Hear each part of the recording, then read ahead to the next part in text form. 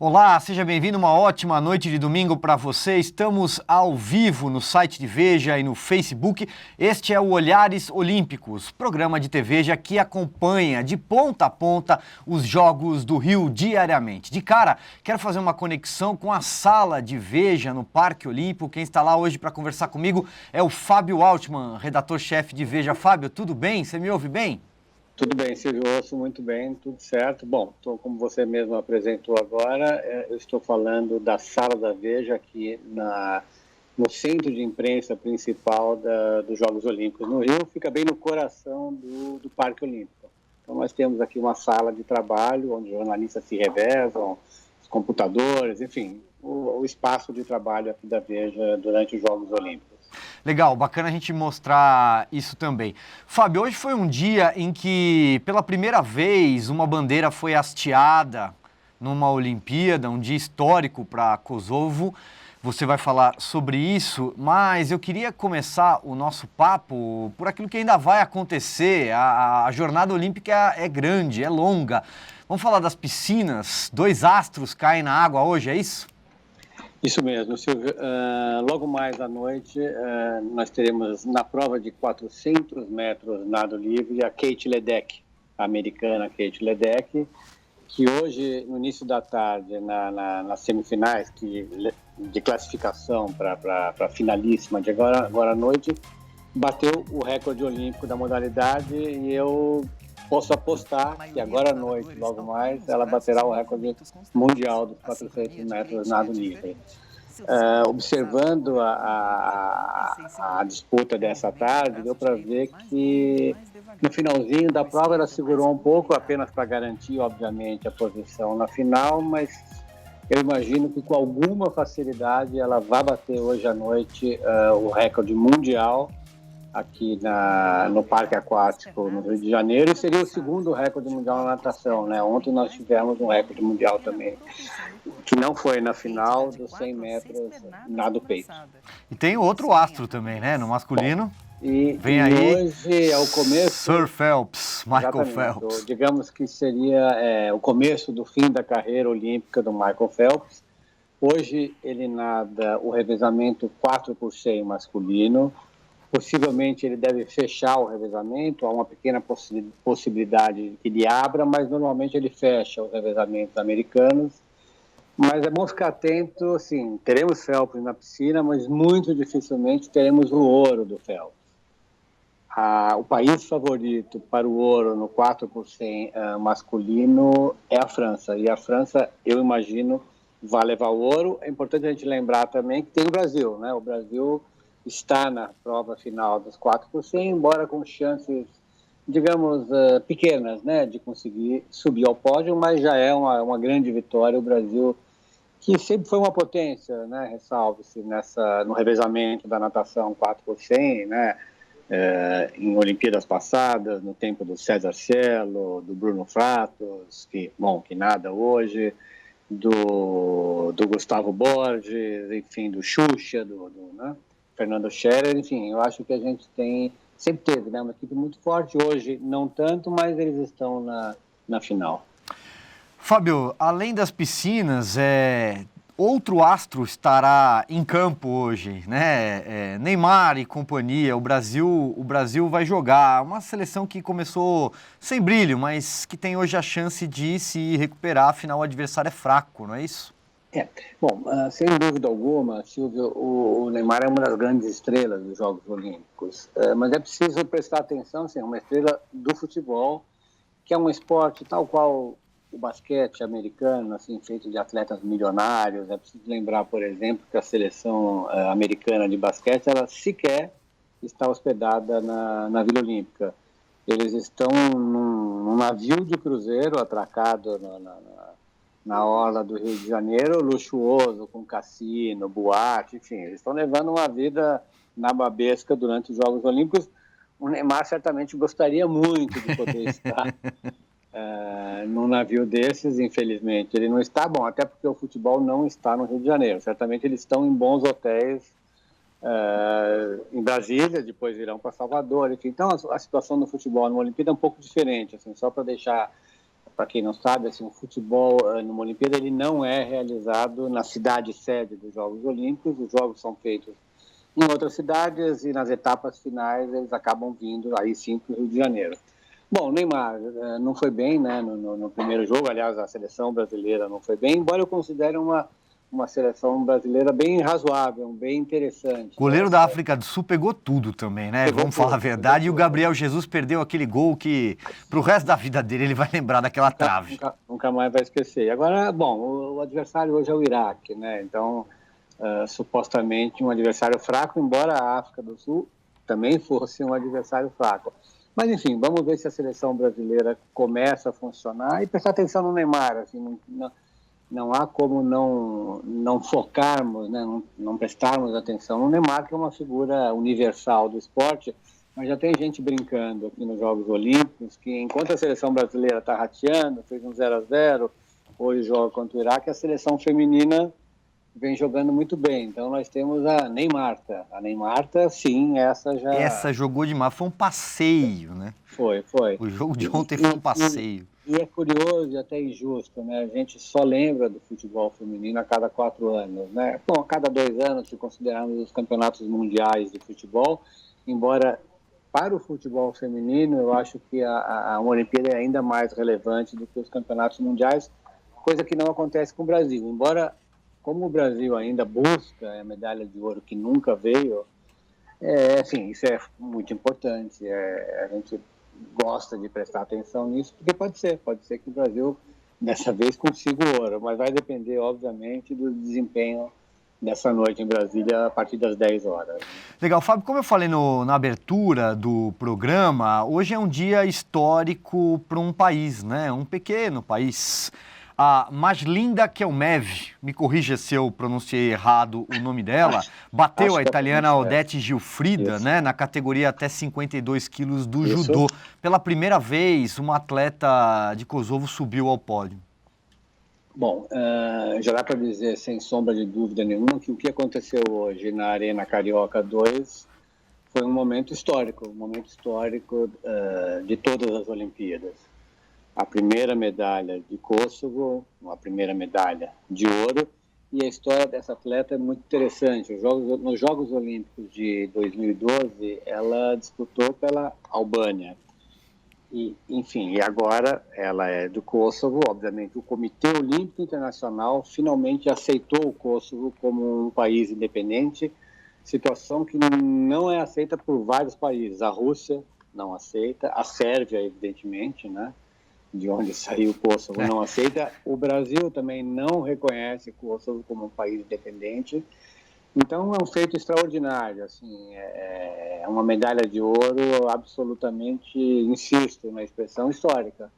É um momento de importância, porque ela, além da questão esportiva, é uma grande atleta, uma belíssima judoca, era a favorita para levar a medalha de ouro. A gente tem um componente geopolítico muito bacana, né, nessa medalha de ouro conquistada hoje pela atleta do Kosovo. Fábio, uma das marcas, e aí infelizmente negativas desses jogos, vai ficar para a história, não tem jeito, a questão do doping envolvendo a Rússia, e dessa vez em relação à Paralimpíada, né?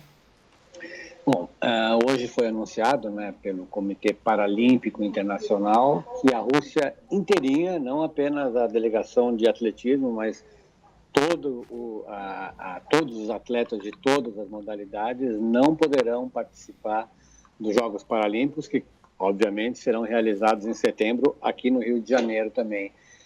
E é interessante notar que talvez não, com certeza, o Comitê Paralímpico Internacional foi mais corajoso que o Comitê Olímpico Internacional, porque o Comitê Olímpico Internacional excluiu apenas os esportistas do atletismo da Rússia, e foi abrindo a porta para vários que, ao longo desses últimos dias, vêm sendo aceitos na Olimpíada do Rio de Janeiro por suas federações, né? Para cada federação vai dando o aval, e eles não tiveram coragem de excluir a Rússia da Olimpíada do Rio, que seria uma bomba atômica, para usar uma expressão do próprio Thomas Bach, o presidente do Comitê Olímpico, porque isso resultaria num conflito político, inclusive, né? Que daria até para comparar com os grandes boicotes de 1980, de 84. Eu acho até que se a Rússia, embora o desenho do mundo hoje seja diferente, mas se a Rússia fosse excluída da Olimpíada do Rio de Janeiro, não da Paralimpíada, da Olimpíada, certamente outros países seguiriam construindo um novo boicote. Seria um estrago monumental para os Jogos Olímpicos, embora seria uma atitude extraordinária barrar a Rússia inteira em nome da correção numa Olimpíada, né? Em nome da condenação do doping, enfim. Nós temos muitos atletas da Rússia, e sobre todos eles, a cada bom resultado, paira a dúvida do doping. Isso é inquestionável, é uma mancha que eles não vão conseguir apagar agora no Rio de Janeiro. O que mais você destacaria aí, Fábio, desse primeiro dia? Eu vou te falar um pouquinho do que eu vi, porque eu não consigo desgrudar o olho da televisão o dia inteiro. Hoje até o almoço de família eu dispensei para ficar acompanhando a Olimpíada. Bom, por começar pela ginástica, as meninas, eu acho que elas tiveram uma boa passagem aí, tiveram um bom dia. A Rebeca Andrade é líder no individual geral até agora há pouco, não sei se há alguma atualização mais recente. A Flávia Saraiva, né, a melhor na trave de equilíbrio. Também fiquei triste quando ela escorregou um pouquinho ali da barra na prova seguinte. E também confesso que eu adoro a cara de brava da Jade quando ela pisa ali antes das provas. O handball masculino, assisti, me surpreendi com a vitória 34-32 em cima da Polônia. Sim. É um time forte, um time que tem tradição. E o handball feminino é ali a modalidade em que a gente tem alguma esperança. O masculino, para mim, foi uma surpresa. E não me surpreendi, aí, quero ouvir a tua opinião, com o apagão no basquete, a derrota para a Lituânia. Eu não boto fé nesse time de basquete, Fábio. Bom, curiosamente, eu estive no jogo de basquete do Brasil contra a Lituânia. É bom lembrar que no último amistoso, antes da Olimpíada, o Brasil enfrentou a Lituânia e venceu a Lituânia, né, numa partida disputada em São Paulo. Eles tiveram um apagão no primeiro tempo do jogo, né, onde a margem ficou ampliada em demasia. No final do terceiro quarto, o Brasil conseguiu diminuir para 10 pontos, virou para o quarto quarto, e em um determinado momento chegou a ficar a 6 pontos apenas, e não conseguiu, obviamente, vencer a Lituânia. Agora é interessante, a gente vê o jogo do Brasil, assim, falta ainda, embora o Rubem Manhano seja um excelente treinador, um pouco de conjunto. O que a gente tem são estrelas da NBA, assim, não estrelas, as maiores estrelas da NBA, obviamente, mas jogadores que disputam a principal liga do planeta. Exatamente, né? Então você tem Nenê, Leandrinho, enfim, você tem quase todos, né? Boa parte da seleção brasileira vem da NBA, mas quando eles começam a jogar juntos não funciona. Falta um entrosamento, enfim, você vê alguns lances muito de tentativa de fechar o ponto com rapidez, às vezes de 3 pontos, e não funcionou. Hoje, pelo menos, não funcionou.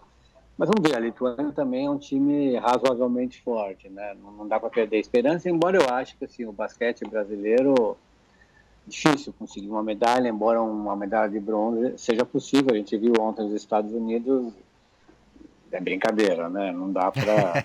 não, mesmo jogando... Não jogaram bem ontem, não deram o espetáculo que se esperava, mas massacraram a China, e assim será até o final dos Jogos Olímpicos, sem dúvida nenhuma. Não é o Dream Team que nós imaginávamos, né?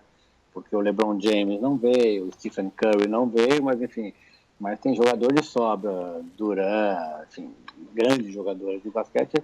É um espetáculo a seleção americana, e a seleção brasileira, vamos ver se melhora. Assim. No primeiro quarto foi muito ruim, depois ela melhorou, mas não há tempo de conseguir virar o placar, apesar do grande entusiasmo da torcida. Assim, realmente o ginásio estava lotado e as pessoas entusiasmadíssimas, mesmo quando parecia impossível virar o placar ali, eu acredito. Foi um ambiente interessante de Olimpíada, enfim, né, no Brasil. Isso eu observei também um pouco no judô, Fábio. Eu acompanhei algumas disputas, estava torcendo muito pela Érica Miranda, que bateu na trave ali, quase o bronze. Ela perdeu para uma japonesa, né, a Nakamura, que é tricampeã mundial e tal. No caso dela, eu acho até que o que a complicou foi a derrota anterior porque ela acabou caindo, salvo engano, para a chinesa, ela acabou caindo para o outro lado da chave, onde o caminho era mais complicado. Teve também o Shibana, mas por que eu estou dizendo isso? Porque é bacana você ver, num dado momento ali, tinha a torcida brasileira torcendo para a italiana, a torcida brasileira realmente tem ali uma coisa bacana, né, tá acontecendo aí dentro dessas arenas, desses ginásios. Sem dúvida, eu acho que é interessante, até do ponto de vista educativo, porque obviamente, partidas de futebol, até de basquete, nós aqui no Brasil temos algum hábito de acompanhar. Nessas outras modalidades, inclusive o judô, que é um esporte que o Brasil conhece, as crianças praticam, mas não é muito fácil de entender. É curioso, assim, mesmo no ginásio você tem um locutor explicando às vezes o que está acontecendo, e quando você entra num ginásio olímpico, assim, boa parte da plateia, além dos torcedores, é feita de treinadores, de gente que acompanha o judô. Quando você senta perto de uma pessoa que conhece e que vai contando um pouco o golpe enfim, mostrando como funciona, é realmente fascinante, porque, obviamente, a grande torcida vibra com o placar e o resultado, vai vendo a contagem, 1, 2, 1-1, 2-1, sem ter ideia do golpe que foi aplicado e da pontuação, né, que foi aplicada a partir do golpe. Mas, enfim, é extraordinário. Você tem um ambiente que não é ufanista, não, é um ambiente de torcida natural. Os Jogos Olímpicos são no Rio de Janeiro, obviamente, sempre que entrar no campo, no gramado, numa pista, um atleta brasileiro, ainda que com chances escassas de levar uma medalha, não era o caso da Érica Miranda nem do Shibana, que poderiam, obviamente, subir ao pódio. Enfim, sempre haverá torcida brasileira vibrando, que é interessante, faz parte dos Jogos Olímpicos, né? Legal, Fábio. Então, antes da gente se despedir, vamos para o balanço do dia rapidinho, né? Porque é um compromisso nosso diário, todos os dias, a gente mostrar as apostas de Veja, onde acertamos, onde erramos, os atletas que chegaram ao pódio e as respectivas medalhas. Hoje, Fábio, 27 medalhas disputadas até agora, enquanto a gente conversa. Foram 8 acertos cravados da equipe de Veja, liderada por você, e 4 atletas chegaram ao pódio. E aí, diariamente, a gente vai atualizando isso. Quando a gente chegar lá no final, vamos ver se até que ponto acertamos e erramos. Bom, na carta ao leitor que foi publicada na semana passada, eu tive, enfim, a ousadia de dizer para o diretor de redação que escreveu a carta, o André... Só para sem te interromper, a menina de Kosovo, vocês acertaram. Acertamos. Então, mas aí só para voltar, já chegamos nela. Eu disse que nós acertaríamos ao final da Olimpíada 65% das medalhas, que, enfim, foi uma aposta ousada. Mas vamos ver, pode ser que cheguemos a esse número. Mas hoje foram 8 de 27, é isso? Isso. Bom, mas tem mais 4 pódios. Vocês acertaram 4 pódios, 8 cravados. 8 cravados. Não é ruim, né? Não é ruim. E assim, e já é uma alegria aqui para a gente poder acertar alguns nomes aparentemente desconhecidos, como, por exemplo, a judoca de Kosovo. Assim, estava lá, né? Quem pegou o guia da Veja e viu judô, estava lá a judoca do Kosovo. Assim, é bom. Assim, a gente vai tendo alguns acertos, muitos erros, mas nos pequenos acertos, muitas alegrias. Mas vamos chegar nos 65% lá no final, porque eu acho que as nossas apostas na natação, elas vão ser numa proporção bem alta, assim, mais do que 65%. Bacana, a gente vai falar sobre elas nos próximos dias. Fábio, obrigado, boa cobertura, bom trabalho aí para você. Você vai acompanhar a Kate, o Phelps na sequência. Isso aí. Um abração. Legal, obrigado, Silvio. Um abraço, tchau. Quero aproveitar para mandar um abraço, como a gente faz todo dia, para quem nos acompanha aqui pelo Facebook Live. O João Batista está falando do handball, a gente falou agora há pouco, foi um resultado bacana do Brasil contra a Polônia. A Sônia Madeira falando, fala das meninas do futebol feminino. Falamos ontem, elas vão voltar, Marta e companhia vão voltar a campo. Um abraço para Helena Pinto, para o Gessé Soares, para Maria de Fátima Torres e para Maria Santana. Amanhã tem mais. Esse foi o Olhares Olímpicos. Obrigado pela sua companhia, obrigado pela sua audiência. Até o próximo programa.